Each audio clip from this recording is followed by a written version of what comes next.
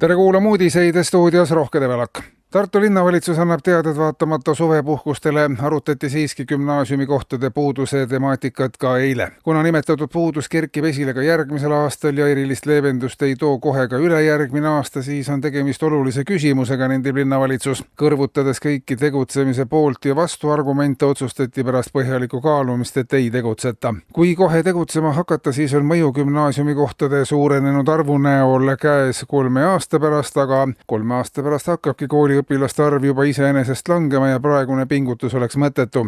Nii on paljude teistegi kohe tegutsemist nõudvate asjadega. Kui mitte midagi teha, siis on aja möödudes asjad ise lahenenud. Linnavalitsus soovitab inimestel rohkem rahul olla asjade käiguga. Valitsuse istungil on aga täna arutlusel riigifirmade nõukogu liikmete huvide konflikti küsimus. Samuti erakondade ja erinevate poliitiliste ringkondade huvid ja üksikute poliitikute huvide teema. Huvide konfliktid nõukogude liikmete vahel sagenevad üha. Tuleb ette juhuseid, kus ühel inimesel on suur rahvatantsu huvi, teine nõukogu liige peab sellist huvi aga naeruväärseks ja hakkab alati rääkima oma kalastus- või kabehuvist. 3. aga on huvitud meenemärkide kogumisest ja 4. on suur astroloogia huviline ja ühist keelt ongi raske leida. Probleemiks on ühiste huvide puudumine ja siiani on raske olnud leida neid poliitikuid, kelle ainsaks huviks oleks riigi huvid. Valitsuse sõnul luuakse riigi huviala ring, kus riigi huvilised saaksid alguses koguneda ja kui riigi huvilisi pole, siis vähemalt selle huvi tekitamiseks tuleb luua sobiv pinnas ja soodustada inimestes riigi huvidega tegelemist.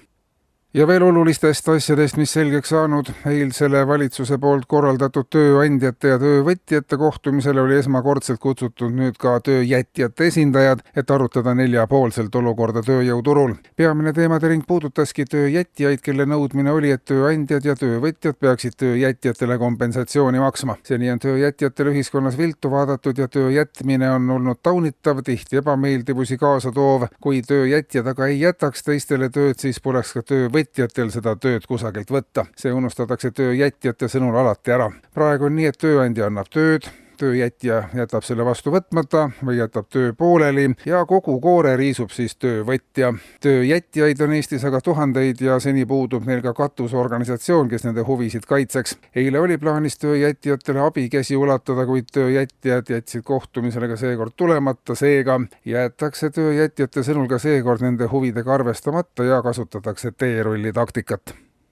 Ja valitsus on vaadanud üle Riigikontrolli hinnangud riigi toimimise tulevikuperspektiivide osas. Õpetajate, päästjate, arstide, õdede, politseinike ja mitmete teiste elutähtsate ametikohtade täitmine vajalikul tasemel on tõepoolest lähiaastatel küsitav, ent pilt on tegelikult ka laiem. Kui õpetajaid, arste ja politseinikke ja päästjaid jääb järjest vähemaks, siis on loogiline, et ka teisi inimesi jääb järjest vähemaks ja abivajajate hulk ei ole nii suur. Järjest vähem on, keda õpetada, ravida, päästa, kelle järele valvata.